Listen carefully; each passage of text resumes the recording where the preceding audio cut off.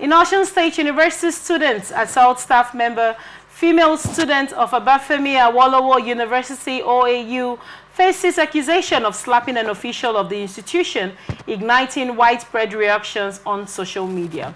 Viral footage circulating on X, formerly Twitter, shows the student being confronted by several university staff members, with one angrily berating her for the alleged act. In the video, one staff member can be heard expressing outrage, stating, "Get out of this place. Why did you slap her? What kind of nonsense is that? Don't you have parents at home?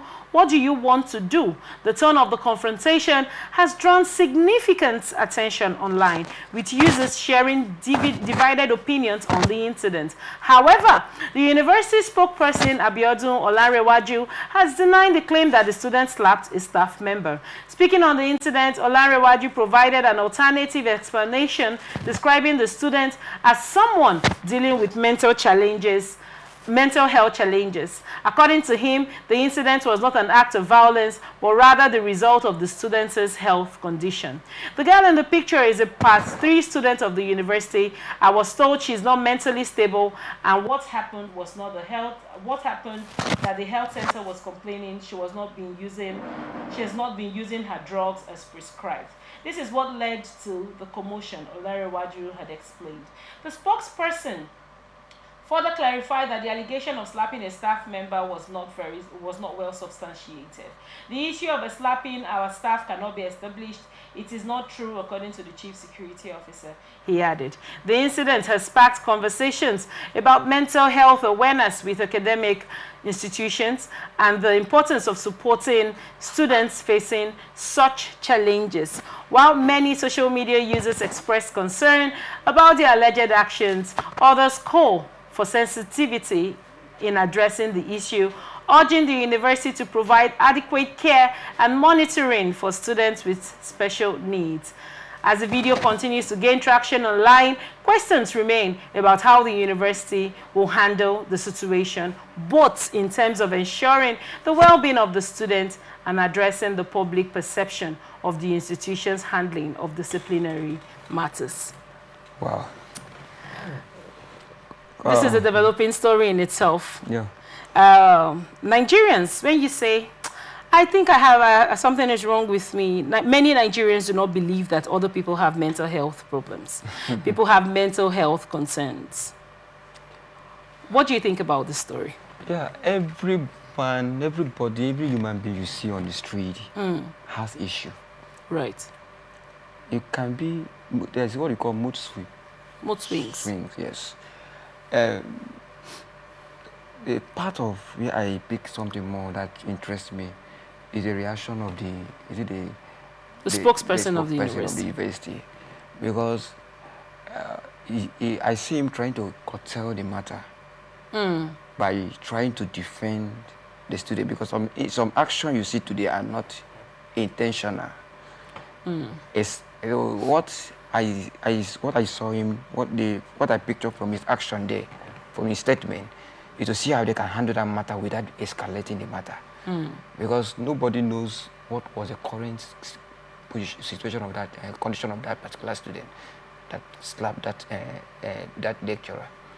But the most important thing there is that, on the second note, the student, no matter what happened, is as much as if she's in the right condition.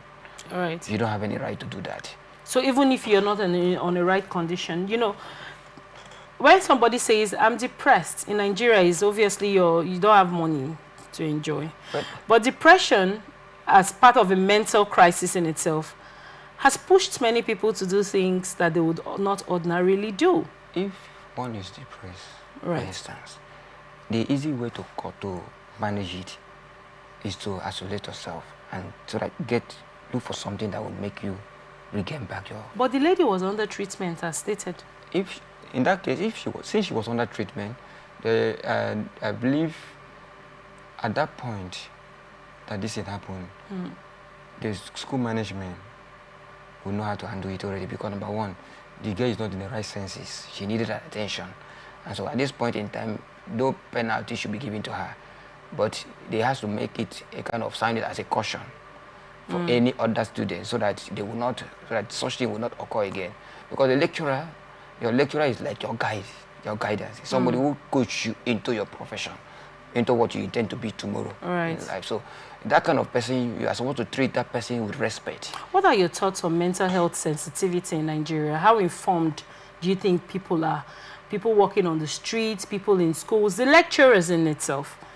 If you've been to Nigerian universities, or you attended one, you've probably attended one of these Nigerian, or you know some people that have attended Nigerian universities, many of the processes are very frustrating. Now, this person is coming through with this mental problem. She already has a health crisis. I'm not sure of the credence of what have transpired with the lecturer in itself, or with the member of staff. But it's possible that because I would say that if we're well sensitized, do you think, and teachers, lecturers, because they are dealing with a wide range of students with several behavioral disorders, different backgrounds, do you think enough is being put in place to sensitize people in the society about mental health challenges? Where I was driving. I don't think enough is being put in place. Right. Because even the NGOs that are into sensitization, they are not giving the adequate, the government of the day is not giving them the adequate attention. In fact, that even people I know that have foundation, that goes out to talk to people, giving them reasons. Because when somebody is depressed, sometimes they end up believing that there's no hope for them anymore, based on this current situation they find themselves. All right. Like I was talking about the issue of restiveness and the rest, a lot of things that happens that makes some of our young people, if you go to the prison, you see so many of them. And when you find out it is at the cause of depression, they get themselves involved in one act or the other. Like this student now. If not, assuming she was not depressed, this incident alone would have ended her in a matter you would have walked out of the school. Understand now, for carrying such action. But because there's a question mark, there's something behind the action, a state of health. And so for this, based on a state of health, they have to look into it in a different dimension. What do you think the government can do to amplify the voice so people get to know about mental health crisis and how to navigate their tone of voice, especially in universities? I'm talking about universities because I attended universities. At one time, been to the university to pick up a document, and a member of staff told me that she waits, that she just finished eating, she wants to rest. It's frustrating. It's frustrating because they don't give in our education system in Nigeria. What do you think the government can do to sensitize and let people know more that mental health problems arise and abound? For instance, the government is doing their best, actually. Let me not say they are not doing their best. Okay. But the people managing those organizations are the ones. You have the Ministry of Humanitarian Affairs.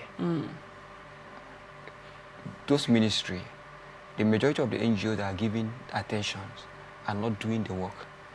Right. The ones that are very sincere doing the work are just struggling on their own. So and if you're funding out of pockets. And if you are doing something that you love doing, right, and you are not getting the attention from the government or from the society that the people who are supposed to support you to make it easy for you, you only do within your limits. So some NGOs I know that have this zeal to be going to universities, to be talking to this, make it hosting. What difference do you make if government fund those organizations? Do you think they will still continue with what they are doing? Do you think they will now feel like, okay, we have funding? There are different circumstances, and I wasn't even going to dive into NGOs, but there are several circumstances of government funding one thing, and people just siphon the money and keep it to themselves. Because you now say, okay, this is an NGO technically, even though people get to say, bring your blog book and your review for what you did with money, people still siphon cash via NGOs. Yeah, what you're saying is true, because there's nobody to monitor them. The NGOs are not being monitored. They see it as a free donation. All right. And so sometimes, out of 100% of what is given for the humanitarian service, they end up using like 30%. Even the people working with them. So other than NGOs, how do we amplify the story of the case of mental health crisis? Like I said, it's about the environment they find themselves and the challenges they face on daily basis. Right. The challenges they face on daily basis, cost of living. Sometimes students in school, they struggle over everything. I have one of our church members, she just passed out. She's made a statement. She said where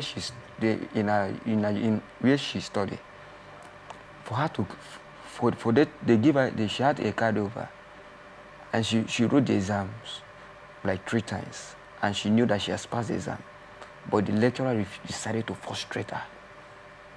She cried and cried and cried.